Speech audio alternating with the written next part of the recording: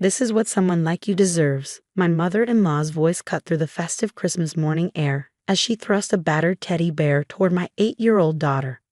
The bear's left arm hung by threads, its once golden fur matted and gray, with stuffing poking through multiple tears. My heart stopped as I watched Lily's small hands reach for the bear, her eyes wide with a mix of confusion and hope.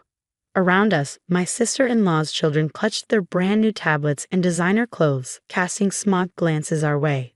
Sarah, my mother-in-law, turned to me, her lips curled in that familiar smirk. I found this in a donation box. I thought it would be perfect for Lily. After all, we can't all be fortunate enough to give our children the best. My name is Sarah Mitchell, and at that moment, watching my daughter cradle that broken bear while her cousins snickered, I felt a familiar pain twist in my chest. Since losing my husband David 2 years ago to a sudden heart attack, his mother had made it her mission to remind us that we no longer belonged in their privileged world. But what Margaret didn't understand was that she'd just given Lily exactly what she needed. "Thank you, Grandma," Lily whispered, pressing the bear close to her heart. "He's perfect." The sincerity in her voice made my mother-in-law's smirk falter for just a moment. I watched as Lily carried the bear to a quiet corner of the lavish living room, away from her cousin's new toys. She sat cross-legged on the floor, gently examining each tear in the bear's worn fabric, her small fingers tracing the loose seams with such tenderness it brought tears to my eyes. "Well," Margaret announced loudly, "I suppose we should be grateful for what we get, shouldn't we?" She turned to my sister-in-law, Jessica. "Thank goodness some of us can provide properly for our children." I caught Jessica's uncomfortable shift as she glanced at her own kids, surrounded by expensive gifts. She'd been different since David died, following her mother's lead in pushing us to the margins of family gatherings. Sometimes I caught glimpses of the woman who'd once been my friend, but those moments were rare now. Later that evening, as I helped Lily pack our things to leave, Margaret cornered me in the hallway. "You know, Sarah, if you just let me help manage David's life insurance, you wouldn't have to subject Lily to such embarrassment." I met her gaze steadily. "The insurance isn't a college fund for Lily, Margaret. That's what David wanted." "David wanted his daughter to have the best," she snapped. "Not to be showing up at family gatherings looking like a charity case." Before I could respond, Lily appeared beside me, the torn bear hugged tight to her chest. "Mommy, can we go home now? Mr. Patches needs rest." "Mr. Patches," Margaret scoffed. "You named that raggedy thing?" Lily nodded solemnly. "Yes, because he has patches of love all over him." She held up the bear, pointing to its tears. "See, each patch tells a story. Like this one here could be from when he protected someone from being scared at night." For a moment, I saw something flicker in Margaret's eyes, surprise, maybe even a hint of shame. But it was gone as quickly as it appeared. "Come on, sweetheart," I said, taking Lily's hand. "Let's get Mr. Patches home." The drive home was quiet, snow falling softly outside our car windows. In the rearview mirror, I could see Lily whispering to her new bear, and despite everything, I smiled. My daughter had inherited her father's gift for finding beauty in broken things. "Mommy," Lily's voice broke through my thoughts, "can we stop at the craft store?" "The craft store? It's Christmas night, honey. Everything's closed." "Tomorrow then. Mr. Patches needs some special things." I glanced back at her again, surprised by the determination in her young face. "Special things." He needs healing, Mommy. Like when you helped heal my heart after Daddy went to heaven." My throat tightened. "Of course we can go tomorrow, baby."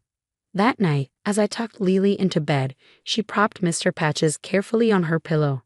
"He's not really broken, you know," she whispered. "He's just got lots of stories to tell. Like how you say Daddy's love stories are all around us, even though we can't see him anymore." I kissed her forehead, fighting back tears. "That's right, sweetheart, and you know what? I think Mr. Patches is very lucky to have found you." As I turned up a light, Lily's voice drifted after me. "We're going to make him beautiful, Mommy. You'll see. And then maybe Grandma won't be so sad anymore." I paused in the doorway, struck by her words. Trust my 8-year-old to see what the adults couldn't, that sometimes the deepest wounds aren't the ones you can see. Later, sitting alone in the living room with David's picture, I couldn't help but smile. Margaret had meant to hurt us today, to remind us of what we'd lost. Instead, she'd given my daughter exactly what she needed: a chance to heal something broken. What I didn't know then was that torn teddy bear would change everything, not just for Lily, but for our entire family. Sometimes the most precious gifts come in the most unexpected packages, and sometimes the greatest healing starts with a broken heart and a child's unwavering love. But that was just the beginning. The next morning, Lily practically bounced through the craft store aisles, Mr. Patches tucked safely in her backpack with just his worn head peeking out. Her eyes lit up at the rows of colorful fabrics, threads, and ribbons. "Look, Mommy," she pointed to a shelf of soft, patterned cloth. "This one has tiny hearts, just like the love Daddy sends us." She ran her fingers over a blue fabric dotted with golden stars. "And this one looks like the night sky when we tell Daddy goodnight." I watched as she carefully selected each piece, her face scrunched in concentration. This wasn't just about fixing a teddy bear. To Lily, this was something much more important. At the register, the elderly cashier smiled at Mr. Patch's head poking out of the backpack. "Well, who do we have here?" Lily proudly pulled him out. "This is Mr. Patches. Grandma gave him to me because she's hurting inside, but she doesn't know how to say it. So we're going to help him tell this story." The cashier's eyes met mine, understanding passing between us. "That's very wise of you, sweetheart. Sometimes the best stories come from broken places." Over the next few weeks, I watched in amazement as Lily worked on Mr. Patches. She insisted on doing most of it herself, though I helped with the trickier stitching. Each tier received special attention, each patch carefully chosen. "This golden heart patch," she explained one evening, "is for Daddy's love. And these stars are for all the nights he watches over us." She pointed to a patch of soft blue fabric.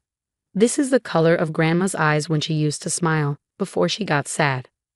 I hadn't realized Lily had noticed that, how Margaret's eyes had lost their warmth after David died. Sometimes children see things we adults miss. One Saturday morning, about a month after Christmas, Margaret showed up unannounced at our door.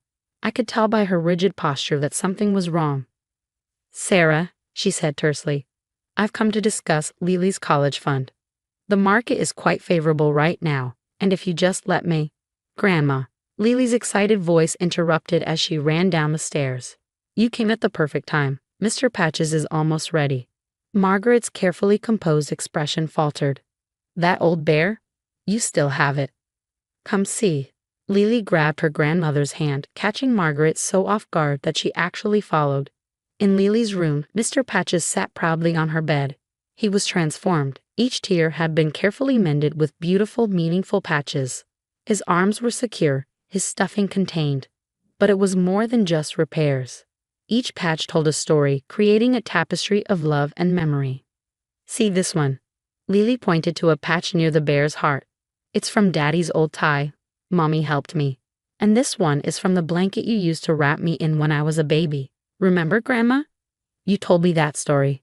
Margaret's hand trembled as she reached out to touch the familiar fabric. You kept that?" "Mommy keeps everything that has love in it," Lily explained. "She says that's how we keep the good memories safe." She picked up Mr. Patches, holding him out to her grandmother. "He's not broken anymore, Grandma. He's just full of stories now, like us." I watched as Margaret took the bear, her fingers tracing each carefully chosen patch. Her eyes lingered on the piece from David's tie, and I saw something crack in her perfectly maintained facade. "David," she whispered, and for the first time since his death, I heard real emotion in her voice. "He used to wear this tie every Sunday. For family dinner." Lily nodded enthusiastically. "And look, this patch is the color of his eyes. And this one has music notes because he always sang me to sleep." Margaret sank onto Lily's bed, still holding Mr. Patches. I saw a tear slip down her cheek, then another. "I miss him so much," she whispered, her voice breaking. "Sometimes it hurts too much to look at us," I finished softly, "because we remind you of him?" She nodded, and suddenly I understood. Every time she looked at Lily, she saw David, in her smile, her laugh, the way she found beauty in broken things. It had been easier to push us away than to face that constant reminder of what she'd lost. Lily climbed onto the bed next to her grandmother, leaning her head against Margaret's shoulder. "It's okay, Grandma. Mr. Patches knows about missing people. That's why he has all these patches, to help hold the love together even when things feel broken." Margaret pulled Lily close, really holding her for the first time since David died.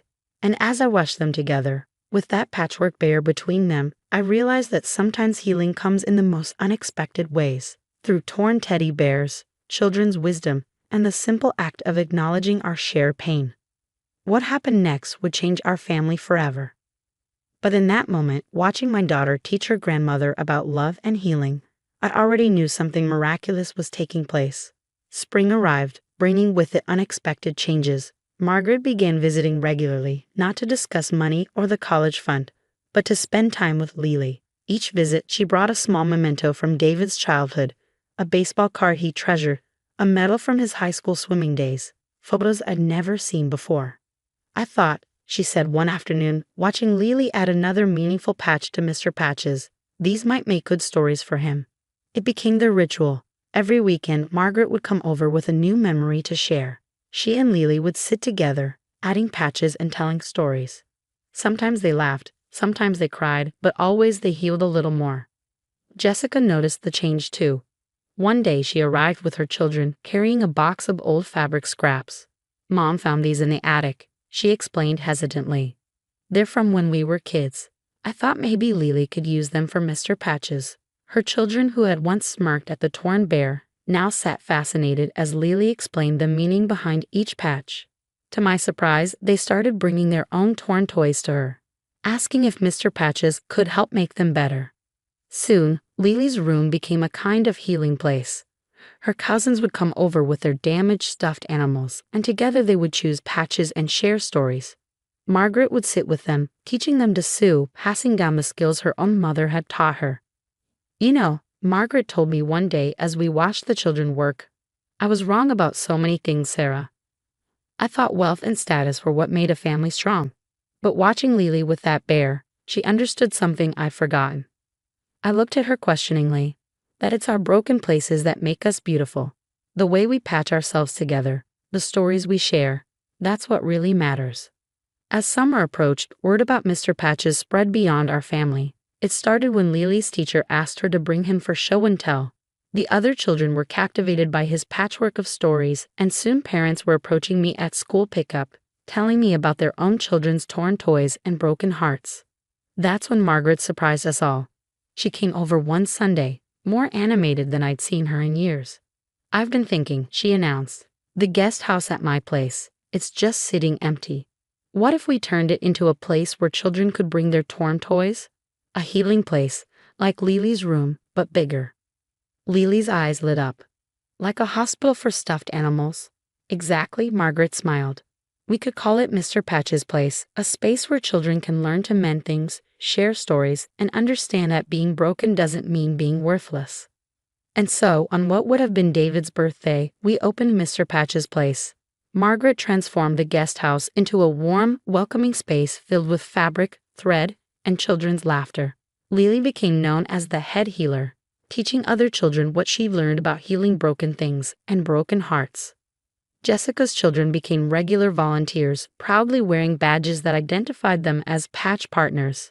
Even Jessica herself started coming more often, slowly rebuilding the friendship we'd once shared. 1 year after that Christmas morning, when Margaret gave Lily the torn teddy bear, we hosted a special celebration at Mr. Patch's place. Children and parents filled the space, each bringing their own mended toys and stories to share. Margaret stood up to speak, Mr. Patches cradled gently in her arms. A year ago, she began, her voice thick with emotion. I gave this bear to my granddaughter, thinking I was teaching her a lesson about her place in the world. Instead, she taught me the most valuable lesson of all. She looked at Lily, tears shining in her eyes. She showed me that our scars and patches aren't something to hide. They are proof of our journey, our healing, our love. My son, her father, would have been so proud of the way she transformed something broken into something beautiful. Later that evening, as I tucked Lily into bed, Mr. Patches in his place of honor beside her pillow, she said something that made my heart swell. Mommy, remember when Grandma gave me Mr. Patches? She thought he was just a broken bear, but he was really a piece of magic. He helped heal her heart. I kissed her forehead, marveling at my daughter's wisdom. You're right, sweetheart. Sometimes the best gifts don't look like gifts at all. Now, whenever I visit Mr. Patch's place, I see Margaret sitting with children, teaching them to sew with the same patience and love she once reserved for her social status. I see Jessica's kids proudly showing newcomers their own mended toys. And I see Lily moving from table to table with Mr. Patches, sharing her belief that every tear tells a story and every broken thing deserves a chance to become beautiful again. That torn teddy bear didn't just change our family, it created a ripple effect of healing throughout our community. And sometimes when the light hits just right, I swear I can see David smiling, proud of how his little girl turned an act of cruelty into a legacy of love. As for Mr. Patches, he sits in a special place of honor at Lily's bedside, his patchwork heart still collecting stories, still teaching us all that sometimes the most precious gifts come wrapped in unexpected packages, even torn, tattered ones that just need a little love to reveal their true magic.